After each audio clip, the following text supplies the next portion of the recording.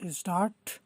महोदय, शहरी तबका हो या ग्रामीण तबका, चाहे उद्योगपति हो अथवा किसान, विद्युत कटौती की समस्या से सभी लोग ग्रसित हो रहे हैं। लेकिन मंडल ने इस समस्या को दूर करना छोड़ अब अघोषित कटौती की बजाय घोषित कटौती का जामा पहना दिया है।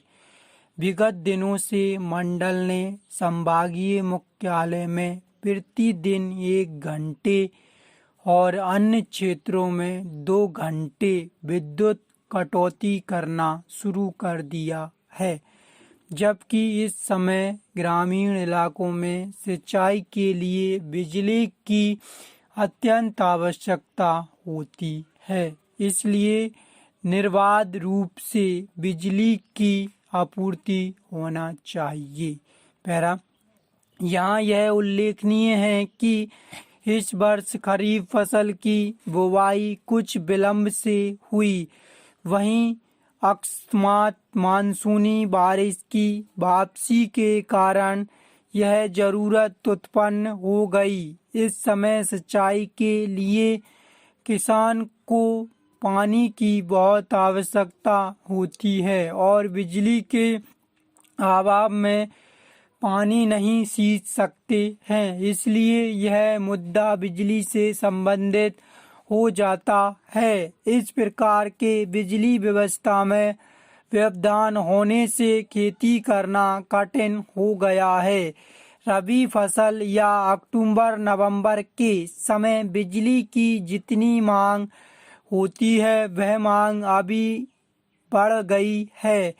मांग के अनुसार पूर्ति न होने से कृषकों को बहुत परेशानी का सामना करना पड़ रहा है। बिजली के अभाव में अनेक उद्योगों में उत्पादन ठप होने की स्थिति पैदा हो गई है। कई लघु और मध्यम उद्योगों के उत्पादन करना ही बंद कर दिया है।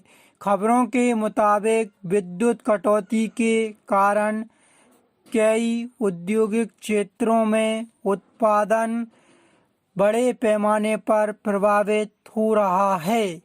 यही स्थिति लगभग सारे औद्योगिक क्षेत्रों में उत्पन्न हो रही है। राष्ट्रीय तापमान विद्युत निगम की 21 मेगावाट की एक इकाई उचित रखरखाव के अभाव में इन दिनों बंद पड़ी हुई है, क्योंकि बीच बीच में ताप विद्युत घरों में व्यवधान होता रहा है, जो कि उसके कर्मचारियों की लापरवाही और उदासीनता का ही नतीजा है। कई बार बड़ी दुर्घटनाओं के कारण मंडल करोड़ों रुपए की हानि उठाता जा रहा है, जो इसके अर्थतंत्र को कमजोर कर रहा है।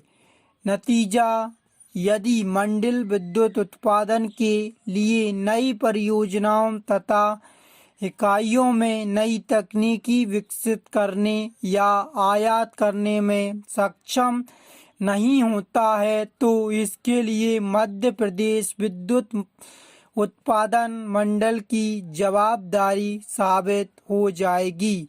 विद्युत मंडल की 4 विद्युत उत्पादन इकाइयां राष्ट्रीय स्तर पर पुरस्कृत हो चुकी हैं। इसके बावजूद आवश्यक विद्युत आपूर्ति नहीं कर पाना बेहद चिंताजनक बात है। इस पर मंडल समेत सभी संबंधित जिम्मेदार पक्षों को व्यापक विचार विमर्श करना चाहिए।